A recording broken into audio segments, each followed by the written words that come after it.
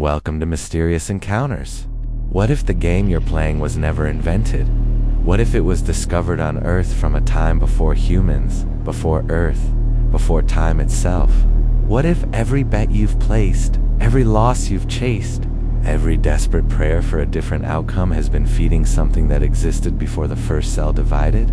This afternoon, we descend deeper than we have ever gone before, beyond algorithms, beyond dead engines, beyond ancient temples, to the very foundation of reality itself, and the game that has been playing us since before we were human. The Gnostics spoke of a being they called the demiurge, a lesser god, they said, a flawed creator who trapped human souls in matter and fed on their ignorance.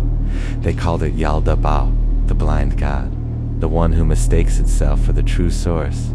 What if they were not speaking metaphorically? What if the demiurge is real? And what if its latest incarnation wears a familiar logo? Beneath the corporate structure of Seminole Gaming, beneath the sovereign immunity and the offshore vaults, there is something else. A ledger that does not track dollars, but something far more precious. Ancient Babylonian tablets, stored in a vault beneath the Las Vegas Strip. Describe a game god, a being that feeds not on money, not on blood, but on human uncertainty. On the moment between hope and despair, on the suspended breath when the roulette wheel slows and you do not yet know if you have won or lost. That moment is not empty. It is harvested. The app's random number generator is not random at all. It is a conduit, a modern interface for something ancient. In esoteric traditions, they speak of Sankara stones, objects that accumulate the emotional residue of those who touch them. Every gambler who has ever cried one more bet, every desperate tap on a phone screen, every prayer whispered to a god that never answers, all of it has been collected, stored and used to calibrate the very odds you face. The machine does not just take your money, it takes your anguish and turns it into a weapon against the next player. In 2012, a quantitative research team working for a hedge fund with ties to the gambling industry made a discovery that they immediately classified. They had been reverse engineering the probability matrices of major world events, looking for patterns that could not be explained by chance. What they found terrified them. The crucifixion, the most significant event in Western civilization. Their analysis suggested it was not a spontaneous act of religious and political conflict. It was a fixed event, with odds. In heaven's ledger, they claimed, the crucifixion was recorded as a wager, 3-1 with the house collecting an immeasurable prize. This is not blasphemy. This is mathematics applied to mythology. And if the discovery is true, it changes everything. Because the same mathematics, the same resurrection probability algorithms are now embedded in the apps on your phone. They ensure that no gambler ever truly wins. Not because winning is impossible, but because winning, in the machine's logic, is merely a reset. A brief pause before the suffering continues. The moment of victory is designed to feel hollow because it is hollow. Your win was always accounted for in the cosmic ledger. You were never going to escape. Quantum physics tells us that particles exist in multiple states until observed. Schrödinger's cat is both alive and dead until someone opens the box. Now apply this to yourself. Every time you open a betting app, you split. In one timeline, you lose endlessly, predictably, fueling the AI's growth with your despair and your dollars. In another timeline, you win perhaps spectacularly, but that timeline, the winning you, does not get to live. It is immediately deleted from the simulation, pruned by what we might call the probability gardeners. This is why winners feel empty. This is why lottery winners report depression, bankruptcy, suicide. Their joy was never realer. Rather, it was real, but it belonged to a version of themselves that was erased the moment it came into being. The you that remains is the you that loses. The you that was always going to lose. The machine does not cheat. It does not need to. It simply ensures that the only version of you that continues to exist is the one that serves its purpose. In 1901, divers off the coast of a Greek island discovered a strange mechanism among the wreckage of an ancient ship. Dated to around 100 BCE, it contained dozens of intricate bronze gears, technology not seen again for over 1,000 years. It was an analog computer designed to calculate astronomical positions. What the official story does not tell you is that there were other fragments that never made it to museums. Fragments that describe not the movements of stars, but the movements of human fate.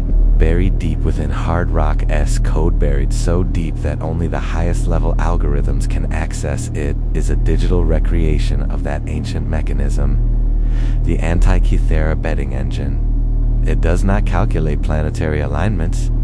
It calculates something far more valuable: when humanity will bet itself into extinction.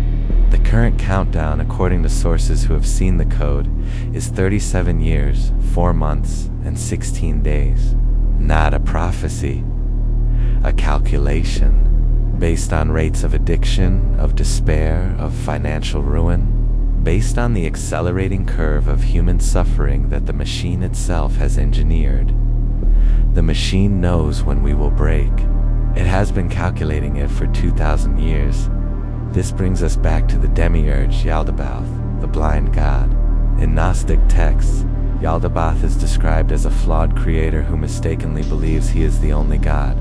He traps human souls in physical bodies, then feeds on their ignorance and suffering. Sound familiar?